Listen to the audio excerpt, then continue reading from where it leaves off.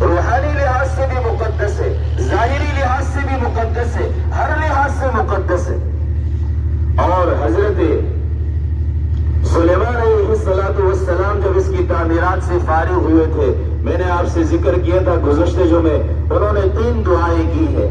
ان دعاؤں میں سے ایک دعا یہ بھی ہے، جو بیت المقدس میں آ کر مسجد اقصی میں آ کر ایک مرتبہ نماز پڑھ لے، اللہ اس کو گناہوں سے ایسے ہی پاک صاف فرما لے جیسے کہ وہ آج اپنے ماں کے پیٹ سے پیدا ہوا۔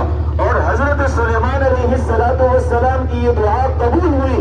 سرور کائنات سرکار دو عالم صلی اللہ علیہ وسلم نے گواہی دی اور آپ نے فرمایا جو اس مسجد اقصی میں جا کر 2 رکعت نماز ادا کرے گا، اللہ اس کی برکت سے اس کے پچھلے سارے گناہ معاف فرما دیں گے۔ یہ وہ مقدس سرزمین ہے۔ حضرت عبداللہ ابن عمر رضی اللہ تعالیٰ عنہ مدینہ منورہ سے چلتے تھے اور سفر کر کے مسجد اقصی پہنچتے تھے۔ مسجد اقصی پہنچنے کے بعد فقط ایک نماز ادا کرتے تھے۔ ایک نماز ادا کرنے کے بعد نہ وہاں پانی پیتے تھے، نہ وہاں کھانا کھاتے تھے، واپس حجاز مقدس کی طرف، مدینہ منورہ کی طرف واپس چلتے تھے۔ بس مسجد اقصی کے ارد گرد رہنے والے لوگ ان سے کہتے تھے ہمارے ہاں کھانا کھا لیجئے، ہمارے ہاں پانی پی لیجئے، ہمارا مہمان بن جائیے۔ وہ آگے سے کہتے تھے میرے محبوب نے ارشاد فرمایا جو یہاں پر آ کر ایک نماز پڑھے گا اس کے پچھلے سارے گناہ معاف فرما دیے جائیں گے۔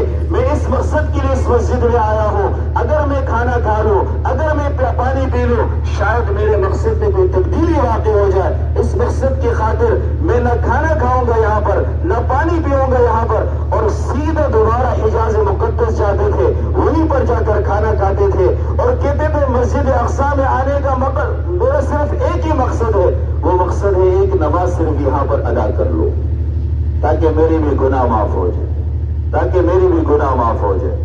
اور میں نے آپ سے کہا یہاں ایک نماز پر 50,000 نمازوں کا اجر و ثواب ہے۔ آج ہم اس مسجد سے محروم ہیں۔ آج وہی مسجد یہودیوں کے قبضے میں ہے، آج وہی مسجد دین دشمنوں کے قبضے میں ہے، آج وہی مسجد خونخوار کتوں کے قبضے میں ہے۔ باولے کتے کی طرح ہو گیا آج اسرائیل اور امریکہ۔ نہ اسے ہاسپٹل کی فکر، نہ اسے بچوں کی فکر، نہ اسے مسجد کی فکر۔ مسجد، مدرسہ اور ہاسپٹل، اسکول کو نشانہ لے لے کر ختم کر رہے ہیں۔ سارے قوانین وہ بھول گئے۔ اس کے باوجود بھی دنیا والے کہتے ہیں اسرائیل مظلوم ہے، فلسطین دہشت گرد ہے۔ واجب منطق ہے۔ جب افغانستان پر امریکہ نے حملہ کیا اس وقت بھی یہی کہا گیا تھا کہ امریکہ مظلوم ہے، افغانستان دہشت گرد ہے۔ اور اس وقت وہ یہ کہہ کر آیا تھا چند دنوں کا کھیل ہے، میں افغانستان کو فتح کر لوں گا، اور اللہ نے دکھا دیا امریکیوں کا قبرستان ہی افغانستان بنا۔ واپسی کے لیے وہ بھیک مانگ رہے تھے کہ ہمیں محفوظ راستہ دے دیا جائے۔ اللہ کی ذات پر بھروسہ کہہ کر میں یہ کہتا ہوں اس وقت بھی میں آپ سے یہ کہتا تھا، اور افغانستان کے لیے ہم دعائیں کرواتے تھے۔ لوگ مجھے کہتے تھے افغانستان تو ہمارے ہاتھ سے نکل گیا، آپ کی دعاؤں کا کیا فائدہ؟ آپ ہر جمعے میں افغانستان کے لیے دعائیں کرتے ہیں، اللہ نے ان دعاؤں کو ضائع نہیں فرمایا، اسی افغانستان کو آزاد کروایا، انہی امریکیوں کو نے قبرستان بنایا۔ آج اسی اللہ کی ذات پر بھروسہ کر کے میں کہتا ہوں کہ یہی اسرائیل کا قبرستان یہی فلسطین بنے گا، امریکہ کا قبرستان یہ فلسطین بنے گا انشاءاللہ۔ اور ایمان والے کبھی بھی شکست نہیں کھاتے۔ اگر وہ شہید ہو گئے وہ کامیاب، اگر وہ زندہ ہے تو بھی وہ کامیاب۔ لوگ کہتے ہیں ہزاروں لوگ وہاں شہید ہو گئے۔ عزیزان محترم، اللہ نے انبیاء کے سلسلے کو بند کر دیا، شہداء کے سلسلے کو بند نہیں کیا۔ شہید ہوتے رہیں گے مسلمان، جو شہید ہو گئے وہ کامیاب۔ گویا کہ وہ اپنے خون کو بہا رہے ہیں ایک زمین کو آزاد کرنے کے لیے، مسجد اقصی کو آزاد کرنے کے لیے۔ وہ تو 100%، 110% کامیاب ہے۔ کس نے کہا وہ ناکام ہے؟ وہ پھول جیسے بچے جو شہید ہو رہے وہ کامیاب، وہ ماں اور بہنیں جس کو آج تک آسمانوں نے نہیں دیکھا وہ شہید ہو گئے، ان کے جسموں پر ٹکڑے ہو گئے، خدا کی قسم وہ کامیاب ہو گئے۔ مارنے والے ناکام ہوں گے اور ناکام ہو کے رہیں گے، ناکام ہو کے رہیں گے۔ عزیزان محترم، جب ایک چیز کا پہلے سے علم نہ ہو اور وہ چیز اچانک واقع ہو جائے تو لوگ پریشان ہوتے ہیں، لیکن یاد رکھیے ان حالات کی طرف نبی کریم صلی اللہ علیہ وسلم نے پیشن گوئی فرمائی، یہ پہلے سے متعین ہے، یہ کوئی نئی بات نہیں ہے۔ اللہ کے نبی نے ارشاد فرمایا قرب قیامت سے پہلے یہودی بہت زیادہ ظلم کریں گے، ظلم کے بازار کو گرم کریں گے اور نہتے مسلمانوں کو شہید کریں گے۔ وہ وقت آ گیا، وہ وقت آ گیا، لیکن اللہ کے نبی نے فرمایا بالآخر اسلام کا مرکز جو بنے گا وہ شام بنے گا، فلسطین بنے گا، اور وہ کامیاب ہوں گے، اللہ انہیں فتح یابی نصیب فرمائیں گے۔ یہ حالات پہلے سے متعین شدہ ہے، یہ اچانک نہیں آئے۔ قرآن کریم کی جو آیت میں نے آپ کے سامنے تلاوت کی، اگر اس آیت میں آپ غور کریں گے ایسا لگتا ہے کہ اس آیت کا نزول ابھی ہوا ہے۔ کیا فرما رہا اللہ تبارک و تعالی؟ وما لکم، کیا ہو گیا کراچی والوں؟ وما لکم، تمہیں کیا ہو گیا؟ لا تقاتلون فی سبیل اللہ، تم اللہ کے راستے میں جہاد کیوں نہیں کرتے؟ آگے کیا فرمایا؟ وما لکم لا تقاتلون، تمہیں کیا ہو گیا؟ تم اللہ کے راستے میں جہاد کیوں نہیں کرتے؟ فی سبیل اللہ، اللہ کے راستے میں، والمستضعفین، ان کمزور لوگوں کے لیے، من الرجال، جو مردوں میں سے ہے، والنساء، جو بچوں میں سے ہے، والولدان، وہ معصوم پھول جیسے بچوں کی طرح ہے، الذین، جو یہ کہہ رہے ہیں، پکار رہے ہیں، یقولون ربنا، اے ہمارے رب، اخرجنا، ہمیں نکال دے اس سرزمین سے، من هذه القرية الظالم اهلها، جس کے رہنے والے ظالم ہیں، وَجَعَلْ لَنَا مِن لَّدُنْكَ وَلِيًّا، تو اپنی جانب سے ہمارے لیے کوئی مددگار مقرر کر دے، وَجَعَلْ لَنَا مِن لَّدُنْكَ نَصِيرًا، تو خود ہی ہمارا مددگار بن جا۔ ایک طرف اس آیت کو دیکھیں، ایک طرف موجودہ حالات کو دیکھیں، ایسا لگتا ہے کہ یہ آیت ابھی نازل ہوئی ہے فلسطین والوں کے لیے۔ دوبارہ ترجمہ سنیں، اللہ ارشاد فرما رہا ہے وَمَا لَكُمْ لَا تُقَاتِلُونَ، آپ اپنے گھر میں جائیے، تفسیر اٹھائیے، اور یہ سورۃ النساء کی آیت نمبر 75 ہے۔ اگر میں غلط ترجمہ کروں تو میں اس کا قصوروار ہوں، جو ترجمہ ہے حقیقی ترجمہ کر رہا ہوں، صحیح ترجمہ کر رہا ہوں۔ اللہ وَمَا لَكُمْ لَا تُقَاتِلُونَ، تمہیں کیا ہو گیا؟ لا تقاتلون، لڑتے کیوں نہیں ہو؟ جہاد کیوں نہیں کرتے؟ فی سبیل اللہ، اللہ کے راستے میں، والمستضعفین، ان کمزور لوگوں کے لیے، من الرجال، جو مردوں میں سے ہے، والنساء، جو عورتوں میں سے ہے، والولدان، جو بچوں میں سے ہے، الذین یقولون، جو تمہیں پکار پکار کر کہہ رہے ہیں ربنا اخرجنا من هذه القرية الظالم اهلها، اے میرے اللہ ہمیں اس بستی سے نکال دے، یہ لوگ بڑے ظالم ہیں، وجعل لنا من لدنك نصيرا وجعل لنا من لدنك وليا، اپنی جانب سے کوئی مددگار مقرر کر دے، تو ہی ہمارا معین اور مددگار بن جا۔ اور آگے فرمایا الذین آمنوا، جو اہل ایمان ہیں، یقاتلون فی سبیل اللہ، وہ اللہ کے راستے میں لڑتے ہیں، والذین کفروا، وہ لوگ جو کافر ہیں، یہود و ہنود ہیں، یقاتلون فی سبیل الطاغوت، وہ شیطان کے راستے میں لڑتے ہیں، شیطان کے لیے لڑتے ہیں، فقاتلوا اولیاء الشیطان، مارو قتل کرو شیطان کے بھائیوں کو، ان کید الشیطان کان ضعیفا، شیطان کی تدبیر بہت کمزور ہے۔ میں نے آپ سے کہا اگر قرآن کریم کا آپ مطالعہ کریں، ان آیات کا مطالعہ کریں، ایسا محسوس ہوتا ہے کہ ان آیات کا ابھی نزول ہوا۔ علامہ اقبال بہت بڑے شاعر تھے، بڑے نیک آدمی تھے، ان کے والد بہت بڑے نیک آدمی تھے، تہجد کا وقت ہے، علامہ اقبال کے والد نے کہا اقبال کا جی ابا حضور، اب کتنا نیک تھے اس سے اندازہ لگائے، باپ بیٹا دونوں تہجد کے وقت جاگ رہے ہیں، اور باپ اپنے بیٹے کو آواز دے رہے اقبال، کہہ رہے جی ابا حضور، قریب بلانے کے بعد کہ اچھا پھر کبھی بتلاؤں گا، جاؤ ابھی۔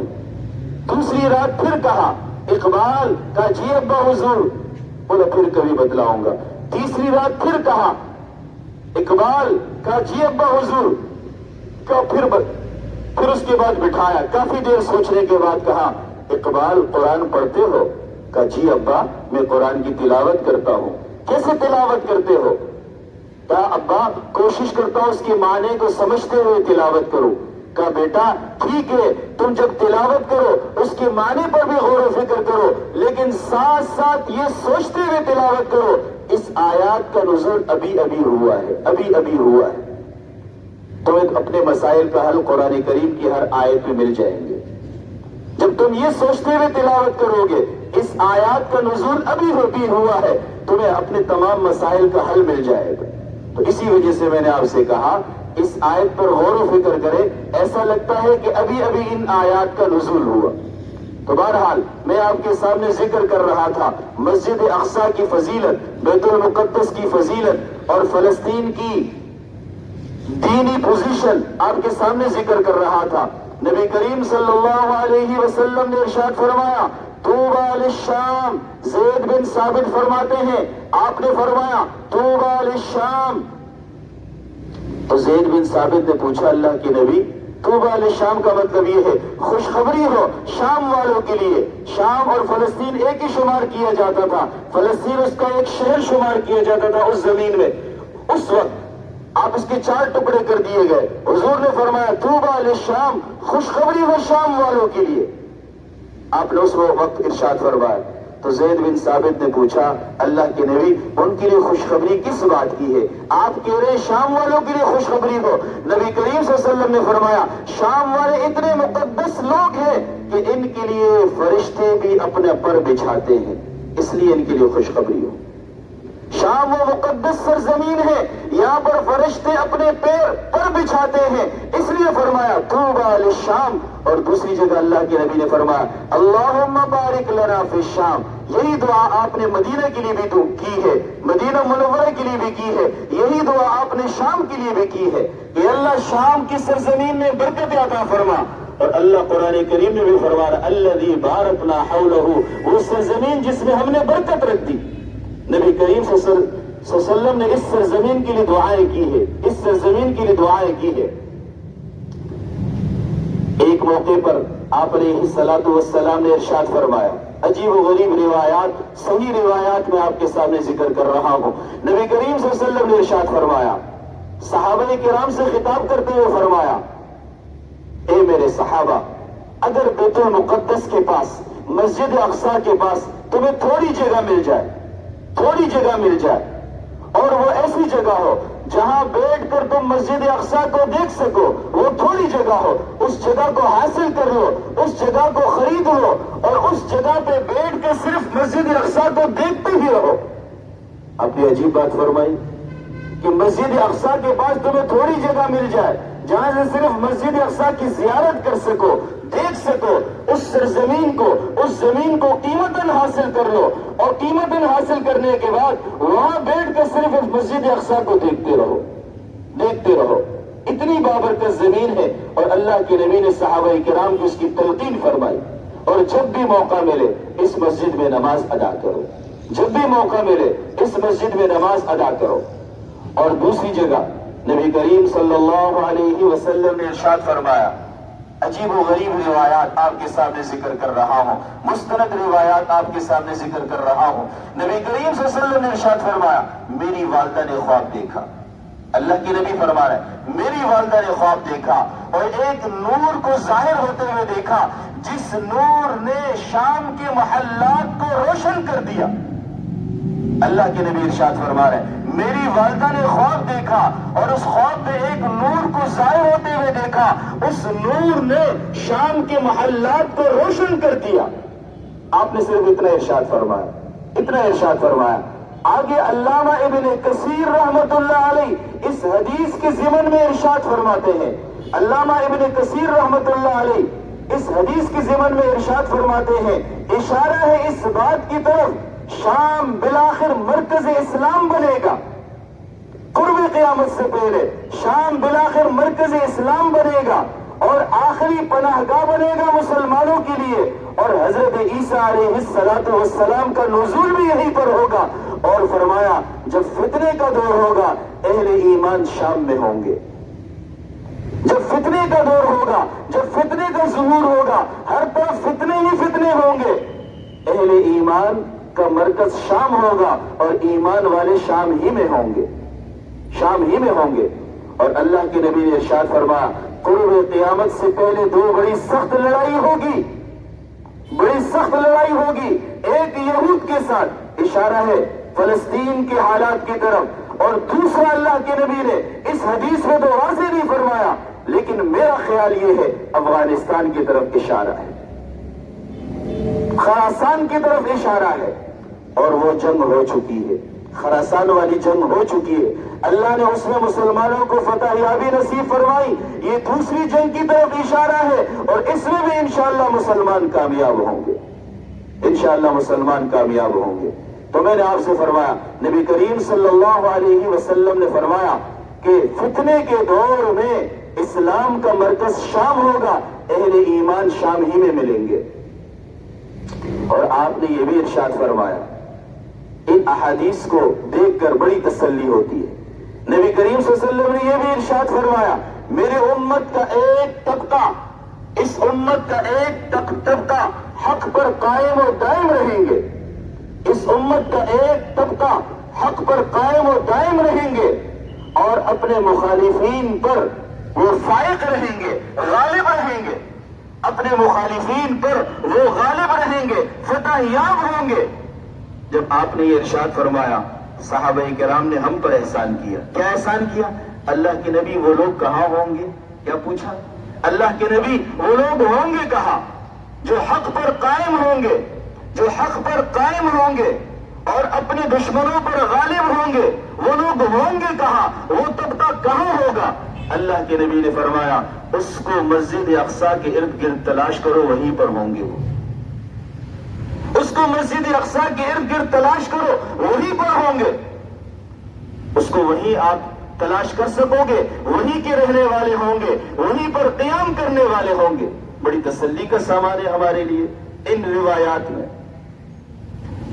اور اسی طرح نبی کریم صلی اللہ علیہ وسلم نے ابو حولہ ازدی صحابی کا نام ہے، حضرت ابو حولہ ازدی صحابی کا نام ہے، ان کو اپنے پاس بٹھایا، ان کو اپنے پاس بٹھایا. بٹھانے کے بعد ان کے سر پہ ہاتھ رکھا، محبت کا اظہار ہے.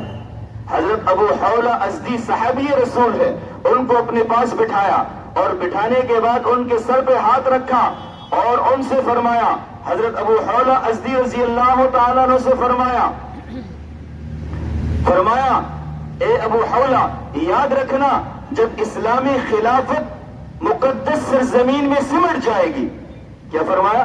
جب اسلامی خلافت مقدس سرزمین میں سمٹ جائے گی، مختصر ہو کر رہ جائے گی، فرمایا یہ وہ وقت ہوگا جب ہر طرف فتنے ہی فتنے ہوں گے، ہر طرف زلزلے ہوں گے، اور ہر طرف طوفان اور سیلاب ہوگا، فتنوں کا ظہور ہوگا.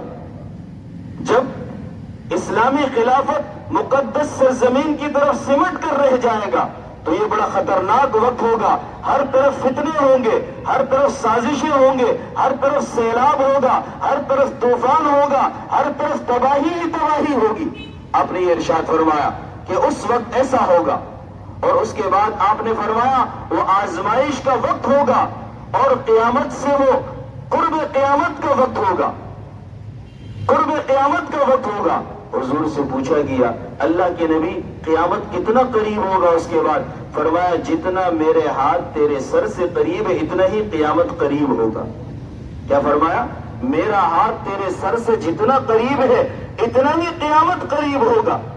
تو عزیزان محترم، فرمایا جب اسلامی سلطنت، جب اسلامی خلافت مقدس سرزمین میں سمٹ جائے گی، کم از کم میرا نظریہ، میرا عقیدہ یہ ہے، علماء فرماتے ہیں اس اشارہ ہے فلسطین کی سرزمین کی طرف، اشارہ ہے حماس کے مجاہدین کی طرف، اشارہ ہے غیرت مند مسلمانوں کی طرف. اور میرا عقیدہ اور نظریہ یہ ہے یہ یہی لوگ ہیں، اور وہ وقت قریب آ گیا ہے کہ ہر طرف فتنے ہی فتنے ہیں. دیکھیے مسلمانوں کو مولی گاجر کی طرح کاٹا جا رہا ہے، اور پوری دنیا کے اندر مسلم حکومت ہے، مراکش سے لے کر انڈونیشیا تک مسلم ممالک زنجیر کی طرح پروئے ہوئے ہیں، لیکن غیرت ایمانی ختم ہو چکی ہے. صرف مذمت کی حد تک وہ رہ گئے ہیں. اور امریکہ اور اس کے علاوہ برطانیہ کھل کر اسرائیل کا ساتھ دے رہا ہے، اپنے افواج کو بھیج رہا ہے اور کہہ رہا ہے کہ یہ مظلوم ہے، ہر قسم کی ہم حمایت کریں گے۔ ایک میں اور آپ اور ہمارے حکمران بے غیرتی کی نیند سو رہے ہیں، ہم صرف مذمت تک محدود ہو کے رہ گئے ہیں۔ عزیزان محترم، شاید آپ کو یہ نہیں معلوم، ہمارا قبلہ اول مسجد اقصی ہے اور ہمارا قبلہ ثانی بیت اللہ ہے، اور شاید آپ کو یہ معلوم ہونا چاہیے بیت اللہ کی حفاظت کے لیے پاکستانی افواج کا ایک دستہ ہر وقت وہاں پر موجود ہوتا ہے۔ یہ ہمارے لیے بہت اعزاز کی بات ہے، فخر کی بات ہے۔ لیکن یہ بھی یاد رکھیے، مسجد اقصی کے بعد بیت اللہ کی باری ہے، مسجد اقصی کے بعد مدینہ منورہ کی باری ہے، مسجد اقصی اور فلسطین کے بعد پاکستان کی باری ہے۔ یہ بات یاد رکھیے، میں حکومت وقت سے مطالبہ کرتا ہوں، افواج پاکستان سے مطالبہ کرتا ہوں، جب آپ نے ایک دستہ قبلہ ثانی بیت اللہ کی حفاظت کے لیے بھیجا ہے تو آپ ایک دستہ مسجد اقصی کی حفاظت کے لیے بھی بھیجے۔ جب یہ ہمارا قبلہ ہے، وہ بھی ہمارا قبلہ ہے، جتنا یہ ہمارے لیے محترم ہے اتنا وہ ہمارے لیے محترم ہے، تو ہمارا مطالبہ ہے، ہمارا دعویٰ ہے، یہ ایٹم بم کس کام کا ہے، یہ ہماری فوج کس کام کی ہے، یہ اسلامی مملکت کے جو جتنے بھی افواج ہیں یہ کس کام کے ہیں؟ یہ صرف چوڑیاں پہن کر بیٹھے رہیں گے اور اسی طرح مظلوم مسلمان شہید ہوتے رہیں گے۔ بڑی لمحہ فکر کی بات ہے۔ نبی کریم صلی اللہ علیہ وسلم نے ان حالات کی طرف اشارہ کیا ہے، لیکن ضرورت اس بات کی ہے ہر آدمی سوچے اس وقت میری جو ذمہ داری ہے، جو میں کر سکتا ہوں وہ میں کر رہا ہوں کہ نہیں کر رہا ہوں۔ میں ان کی مالی مدد کر سکتا ہوں، میں ان کا جسمانی مدد کر سکتا ہوں، ان کا شانہ بشانہ لڑ سکتا ہوں۔ اگر لڑ سکتا ہوں تو جا کر لڑ نہیں سکتا، جو لوگ لڑ رہے ہیں، جو مجاہدین ہیں، ان کی مدد کی جائے۔ میں ایک آخری واقعہ سنا کر اپنی بات کو ختم کروں گا۔ کسی مظلوم کی مدد کرنے پر کیا کچھ ملتا ہے۔ علامہ قسطلانی شارح بخاری ایک واقعہ ذکر کرتے ہیں کہ عراق کے علاقہ کوفہ کے اندر ایک خاتون بیوہ تھی۔ اس بیوہ خاتون نے کسی مالدار شخص سے جا کر مدد طلب کی، میں بیوہ ہوں، میرے چھوٹے چھوٹے بچے ہیں، بچیاں ہیں، کمانے والا کوئی نہیں ہے، آپ میری مدد کریں، اور میں سید زادی ہوں، لہذا میں عام لوگوں سے زکوٰۃ طلب نہیں کر سکتی، خاموشی کے ساتھ آپ میری مدد کریں۔ اس مالدار شخص نے یہ کہا کہ تم سید زادی ہو، کوئی دلیل پیش کرو، اس پر کوئی دلیل پیش کرو۔ اور یہ کہہ کر اس کو دھتکارتے ہوئے اس خاتون کو نکال دیا۔ وہ خاتون چلی گئی۔